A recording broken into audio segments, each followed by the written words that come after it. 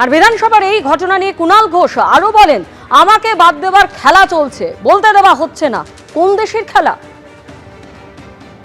একের পর এক দিন যে ঘটনাগুলো ঘটছে, শিডিউল বক্তব্য শোভনদেব চট্টোপাধ্যায় আমার নাম দিচ্ছেন আর আখরুজ্জামানরা নাম কেটে দিচ্ছেন, অর্থাৎ বলতে দেয়া হচ্ছে না। আর সরকার পক্ষ চাইছে তাঁরা সরকারও চালাবেন আবার বিরোধীও পুষবেন। অর্থাৎ গতকাল আমি তৈরি হয়ে এসেছিলাম পুলিশ বাজেটে বলবো সন্ত্রাস ইত্যাদি, আমায় বলতে দেওয়া হয়নি। আমি যখন জানতে যাই তারপর আমার সঙ্গে দমন পীড়ন হয়েছে, আপনারা দেখেছেন সবাই। আমাকে শেষ পর্যন্ত মার্শালদের টিম দিয়ে বার করে দেওয়া হয়, আটকানো হচ্ছে আমাকে, বাদ দেওয়া হচ্ছে আমার নাম।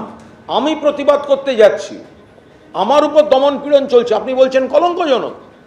কলঙ্ক তো আমাকে বাদ দেওয়ার যে খেলাটা হচ্ছে, চক্রান্তটা কলঙ্কের। তখন আমি কারুর গায়ে, এমনকি কোনো ডেস্কেও আমি স্পর্শ করিনি, কারুর কোনো মাইক স্পর্শ করিনি, কারুর কোনো শরীর স্পর্শ করিনি, উল্টে আমাকে এসে অ্যাটাক করা হয়েছে। আগামীকাল যে পুরো নগরোন্নয়ন দপ্তরের বাজেট আছে, আমার দলের তরফ থেকে শোভনদেব চট্টোপাধ্যায় জানিয়েছেন তিনি আবার আমার নাম দিয়েছেন এবং আমাকে প্রস্তুত থাকতে বলেছেন। আর অন্যদিকে আখরুজ্জামান শোভনদেব চট্টোপাধ্যায়কে জানিয়েছেন যে কোনো কারোর নাম দিন, আমরা কুণাল ঘোষকে বলতে দেব না।